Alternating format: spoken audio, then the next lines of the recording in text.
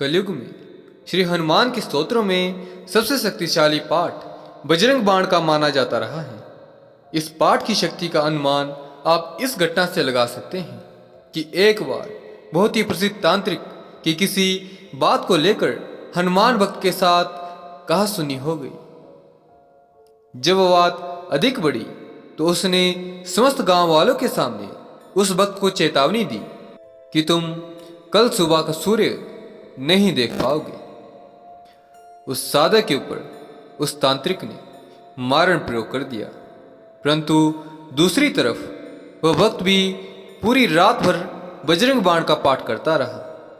फलस्वरूप मारण का उल्टा प्रभाव हुआ, मृत्यु उसी तांत्रिक की हुई। मेरे कहने का तात्पर्य मात्र इतना ही है कि इसका पाठ करने वाले साधक कभी भी किसी तांत्रिक क्रिया से ग्रसित नहीं हो सकते हैं। जो भी इस प्रकार के अविचार कर्म किसी साधक पर करेगा तो वह निश्चय ही दंड का भागी हो। इसकी साधना का संकल्प 51 दिनों तक लिया जाता है। नियमित विधिवत श्रद्धापूर्वक आप पाठ करते रहें। इस बीच आपको हनुमान के श्री रूप के दर्शन किसी भी रूप में हो सकते हैं। आसन वस्त्र लाल धारण करें, एक समय ही भोजन करें। यदि आप ऐसा नहीं कर सकते हैं तो मंगलवार के दिन उपवास धारण करें। मूंगे की माला साधना काल में गले में अवश्य धारण करें। श्री हनुमान अत्यंत दयालु हैं, अपने भक्तों की मनोकामनाओं की पूर्ति करने वाले हैं। इस साधना में हवनादि का कोई विशेष आवश्यकता नहीं होती है, इसीलिए यह एक सरल साधना भी मानी जाती रही है। जीवन में आने वाला बड़े से बड़ा संकट भी एवं ग्रहों नक्षत्रों के दुष्प्रभावों को दूर करने में यह अनुष्ठान ब्रह्मास्त्र माना गया है। इस पाठ से बजरंग बली की कृपा प्राप्त होती है और सभी कष्ट दूर होते हैं।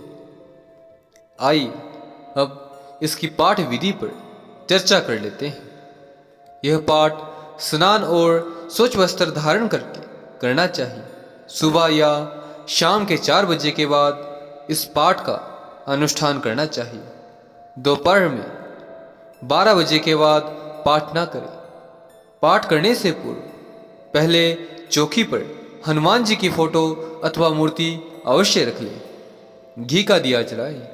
भोग के लिए फल, गुड़, चना, लड्डू या कोई मिष्ठान अर्पित करें।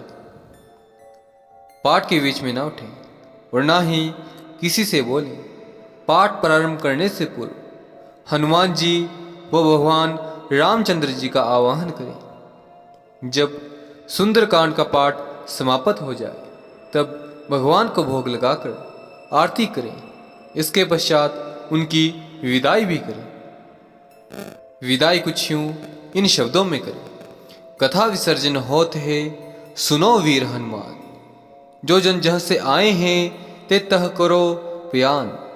श्रोता सब आश्रम गए शंभु गए कैलाश, रामायण मम हृदय मह सदा करहूँ तुम वास।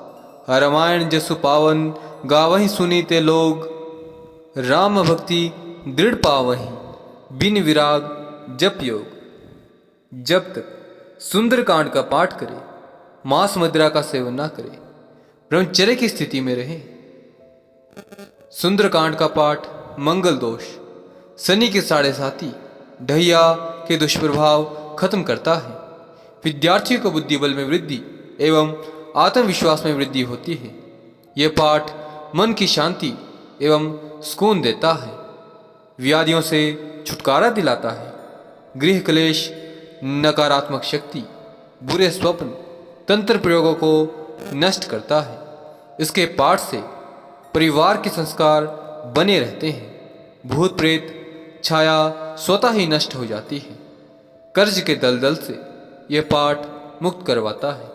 इसका नियमित पाठ मुकदमे में विजय, व्यापार में आने वाली विघ्न बाधाओं का नाश करता है। संयम के साथ दीर्घ काल तक पाठ करते रहने से इसके प्रभाव दिखाई देने लगते हैं। पाठ करते समय मन में श्रद्धा भाव अवश्य रखें, क्योंकि श्रद्धा ही सफलता की कुंजी है। मैं इस अनुष्ठान की साधना विधि का किंचित मात्र ही वर्णन कर पाया हूँ। यदि फिर भी इस साधना से संबंधित कोई शंका, कोई प्रश्न आपके मन में शेष है, तो आप कमेंट के माध्यम से अवश्य पूछ सकते हैं। जय माता दी।